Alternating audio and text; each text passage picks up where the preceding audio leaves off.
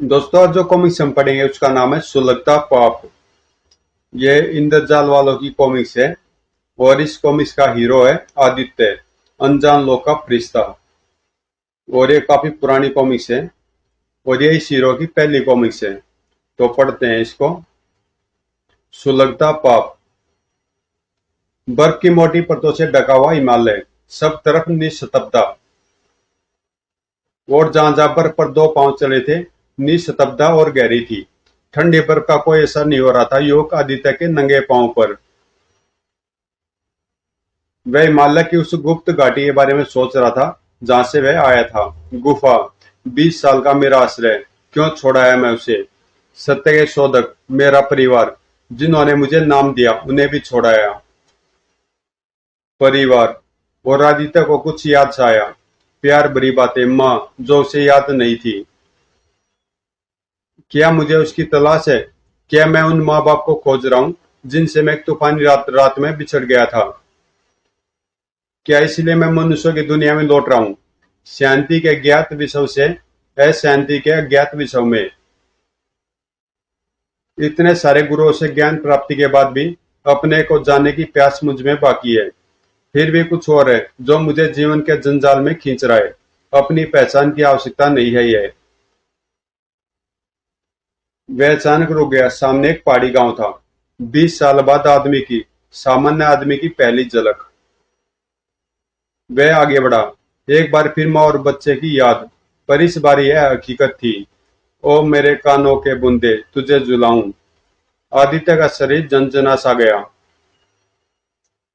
योगी का जीवन जीने वाले युवक में भावुकता के उस आवेश ने जैसे गर्मी सी पैदा कर दी। और अचानक तड़ाक। देखो, तूफान हमारे गांव को तबाह कर देगा। ओ नहीं। मैं अपनी भावना पर नियंत्रण कैसे खो बैठा। और आदित्य की निगाहें आने वाले खतरे पर टिक गई।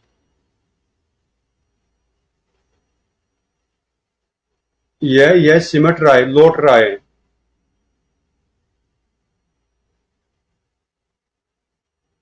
आदित्य मन ही मन मुस्कुराते हुए आगे बढ़ा। वह जान गया था कि क्यों वह इन सामान्य मनुष्यों की दुनिया में लौट रहा था। ग्रामीणों ने भी बड़े प्यार से उसका स्वागत किया। हमारे गांव में आपका स्वागत है। आप कौन हैं? मैं बहुत दूर से आया हूँ। यह कौन सी जगह है? इस जगह को कश्मीर कहते हैं। कश्मीर, यह नाम सुना है मैंने। बैठिए, क्या सेवा करें हम आपकी? पहले तो मुझे कुछ ढंग के कपड़े चाहिए। कपड़े मांग रहा है, हा हा हा ही। आओ बच्चों, यहाँ आओ। बच्चे दौड़ते हुए आए। ओ अनजान मुसाफिर, पहाड़ों के पीछे बहुत ठंड है। अनजाना मुसाफिर, अच्छा नाम है उसके लिए जिसकी कहीं जड़ें नहीं है। हाँ, बहुत ठंड है, इतनी ज्यादा कि तुम्हारे गुलाबी गाल और गुलाबी हो जाए। बस यही झोला है तुम्हारे पास? हाँ, इसमें एक बर्तन है, एक सुई, एक चाकू और एक छलनी। यह लीजिए कपड़े, ये पुराने और कुछ फटे हुए हैं, पर और भी अच्छा है, धन्यवाद। जल्दी। कुछ दिन यहीं रहो न। बस एक रात रहूंगा, मुझे आगे जाना है। मत जाओ न, हम तुम्हें अपने सारे खेल सिखाएंगे। बच्चों, पहले बहुत कुछ सिखा चुके हो। बचपन जो मैंने कभी नहीं भोगा। उस रात। देखो जमीन पर कितने आराम से सो रहे हैं, पता नहीं कौन है। अगली सुबह। अनजाने मुसाफिर, खुदा तुम्हारा साथ दे। आदित्य चला गया, पर तूफानी चट्टान को थामने वाली आंखों की बात, अनजान मुसाफिर की बात फैल गई, जैसे हवा के पंखों पर बैठी हो। अनजाना मुसाफिर, अनजाना मुसाफिर। श्रीनगर का पुलिस थाना इंस्पेक्टर सलीम साहब परेशान था। हद हो गई। बाकी राज्यों की पुलिस को इस मामले का सुराग मिल गया, पर यहाँ अपराधी हाथ ही नहीं लग रहे। वे कैसे काम करते हैं? अहमद, कुछ होना चाहिए और जल्दी। जी साहब, पर अब तक की सारी जांच खोजबीन का कुछ फायदा नहीं हुआ। हम अनजान ही हैं। अनजान, अनजाना मुसाफिर। क्या क्या कहा तुमने? कुछ नहीं साहब, यूं ही कुछ सोच रहा था। आपने भी यह अफवाह सुनी है? कैसी अफवाह? पिछले कुछ दिन से तो मैं सिर्फ इसी मनहूस मामले की फाइलें सुन पढ़ खा पी रहा हूँ। मैं सोच रहा था यदि वह यह मामला वह अनजाना मुसाफिर हाथ में ले ले तो चुटकियों में सुलझ जाए। कौन है यह मुसाफिर? कोई जासूस है क्या? नहीं साहब, लोग उसे शक्तिपुंज कहते हैं, जो अपनी आंखों से तूफान को थाम लेता है। ऐसी आंखों से अपराधी कैसे बच पाएगा? अब यह नया किस्सा शुरू हो गया हमारी किस्सों वाली धरती पर। उस वक्त कुछ मील दूर एक शांत आकृति श्रीनगर की तरफ बढ़ रही थी। बड़ा ना जाओ केसरिया फूल तुम्हें, पर मैं तुमसे भी प्यारी हूँ। यह फूलों फलों बगीचों का शहर कितना सुंदर है। यह निशान बाग शाहजहां के सिपह सलार आसफ खान ने बनवाया था। ये जो चिनार के पेड़ आपने सारे बगीचे में देखे, कहते हैं इन्हें भी शाहजहां के वजीर अली मर्दान खान ने ये सबसे पहले जमीन पर लगवाया था। जल्दी आदित्य डल झील के किनारे पहुंचा, जहां जैसे सुंदरता बरस रही थी। ओह हेनरी, देखो कितना सुंदर, चलो इसका फोटो ले ले। सर बस एक मिनट, क्लिक क्लिक। बढ़िया, हिंदुस्तानी फकीर है, स्वामी का अच्छा फोटो रहेगा ये। है यह है क्या? कुछ भी हो, मुझे खुशी है कि इसका फोटो हमारे पास है। तुम ठीक तो हो? हाँ बिल्कुल। आदित्य ने इससे पहले कभी ऐसा भला चेहरा नहीं देखा था। उसकी आंखें जैसे उसे पहचान रही थी। तो कैमरे ने तुम्हारा भी फोटो खींच लिया? उनके हाथ में कैमरा है क्या? हाँ, इससे कागज पर तुम्हारा चेहरा बन जाएगा, जैसे जैसे कोई सजीव पेंटिंग। ओ समझा, शुक्र है, यह कुछ और नहीं था। अच्छा है। मेरा नाम निसार अहमद है। तुम्हें यह जगह दिखाकर घर ले जाने में मुझे खुशी होगी। खुशी तो मुझे होगी। इधर तख्ते सुलेमानी पहाड़ी पर यह मंदिर शंकराचार्य का है। वह सूफी संत शाह हमदान की मस्जिद है। झेलम के यह पुल कभी नावों को बांधकर बनाए जाते थे, जिन्हें लड़ाई छिड़ने छिड़ने या आग लगने पर आसानी से तोड़ा जा सकता था। जल्दी, लो पहुंच गए। अंदर आकर आदित्य ठिठक सा गया। इस आदमी की बलमानसत अब सब तरफ झलक रही है। अचानक मुझे झिझक क्यों हो रही है? उसने मुड़कर देखा। ये लोग फैक्ट्री में मेरी मदद करते हैं, खाते भी यही हैं। आदित्य मेजबान के पीछे पीछे भीतर पहुंचा। बेटा, नमाज पूरी हो गई हो तो आओ, मेहमान आए हैं। अभी पूरी किए, आया अब्बा। लीजिए, हमारी खास नमकीन चाय पीजिए।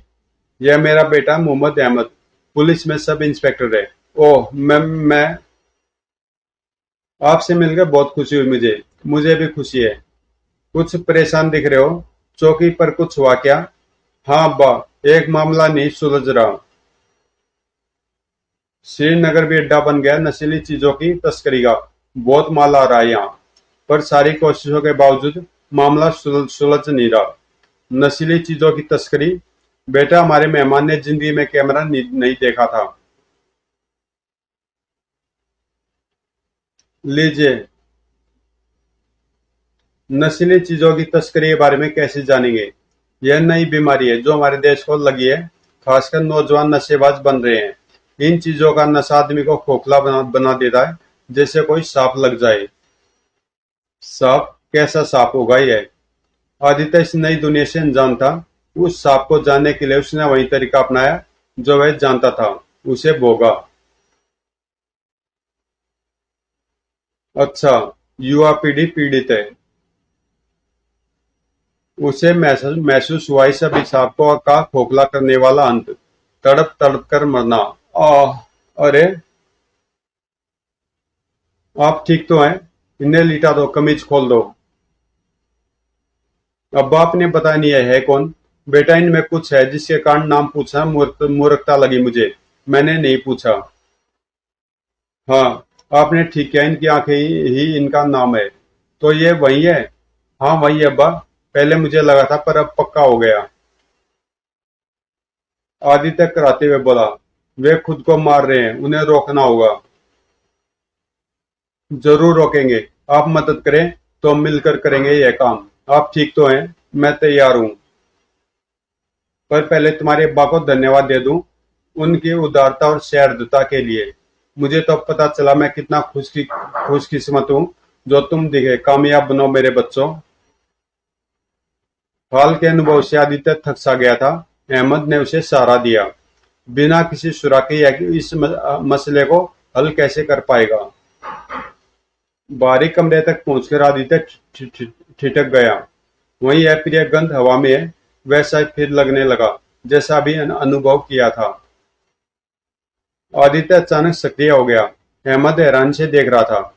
क्या वह जमीन को क्यों छू रहा है जहां भी मजदूर खाना खा रहे थे। आदित्य धीरे धीरे सीधा हुआ। पास में ऐसी जगह कहाँ है जहां वक्त पता चल सके। अब्बा की फैक्ट्री के पास एक घड़ी है।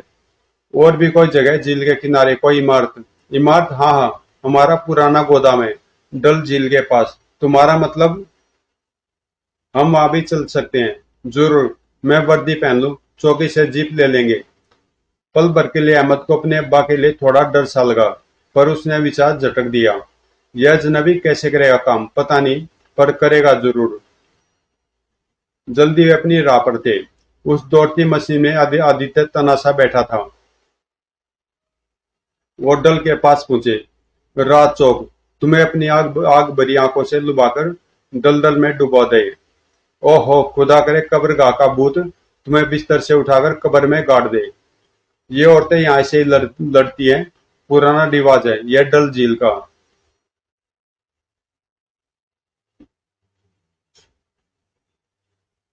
अभी मुझे खाना बनाना है, लौट कर तुझसे निपटती हूँ। मुझे भी बनाना है खाना।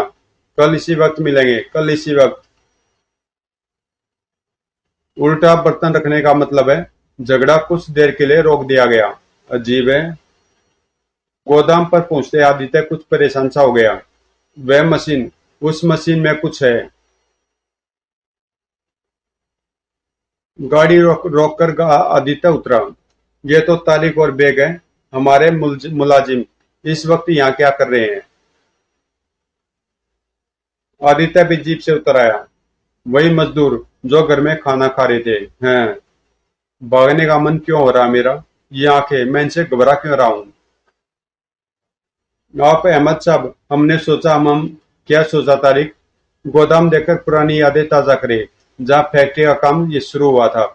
इससे बढ़िया कोई बहाना नहीं सूझा। दोस्त तुम्हारे अब्बा क्या काम करते हैं। वे गलीचे बनाते हैं।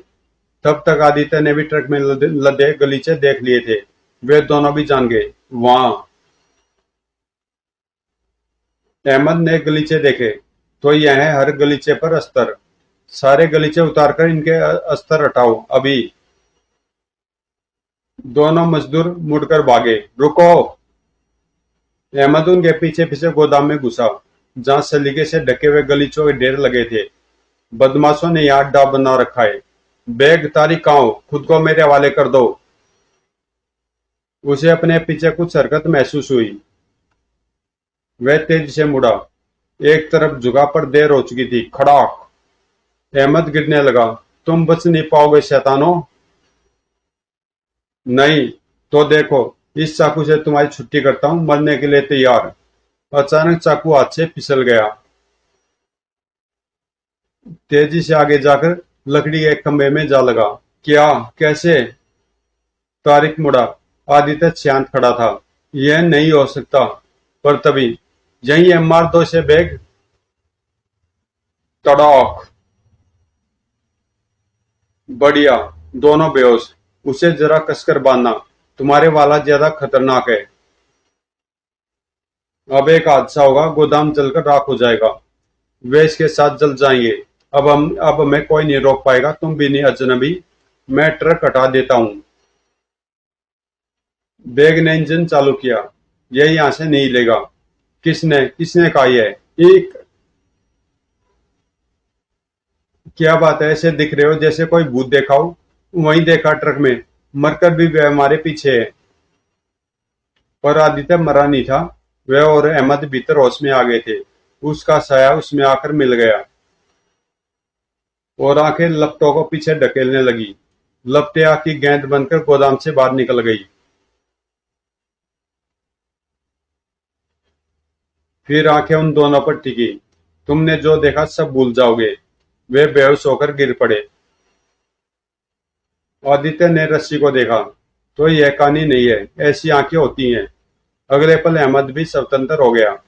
आपको कोई चीज रोक भी सकती है, अगर है तो कोई भयंकर बाधा होगी।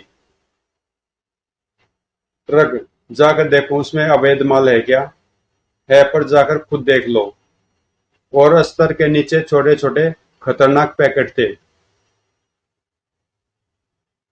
आदित्य ने कामना की, युवाओं, इस सांप से बचो, इस आग से बचो, जो भीतर से जलाकर राख कर देती है। मित्र, अब मैं जाऊंगा। मत जाइए, अभी तो आपको जानने का मौका ही नहीं मिला। अनजाना मुसाफिर हूं मैं, यही मेरा परिचय। विदा। अलविदा दोस्त। बेग और तारीख की बातें सुनकर पुलिस हैरान थी। बिना किसी धमकी या दबाव के उन्होंने सब उगल दिया। पता नहीं हमने यह किया क्यों किया, पता नहीं इंसानियत के खिलाफ यह जुर्म हमसे कैसे हुआ। उन्होंने हर नाम, हर जगह, हर योजना बता दी। बहुत से छापों में पुलिस ने 26 लोगों को पकड़ा, जिनमें बहुत से पैसे वाले भी थे। पाप की कमाई ने इनका दम क्यों नहीं घोट दिया। इन पापियों को फांसी पर चढ़ा दो, सरेआम। मोहम्मद अहमद को इनाम में पदोन्नति मिली। बधाई अहमद। शुक्रिया साहब, पर बधाई का हकदार कोई और है।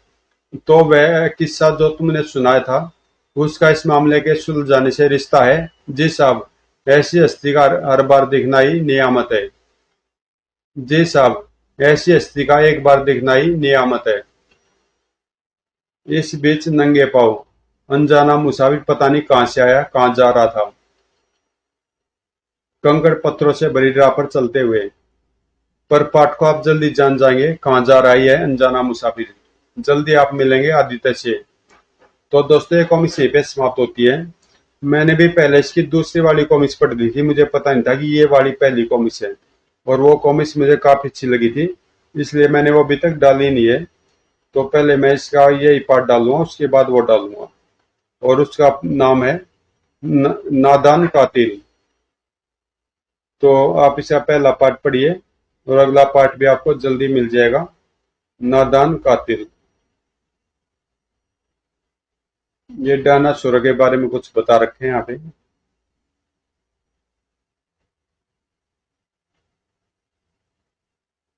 तो मिलते हैं किसी अगली कॉमिक्स में।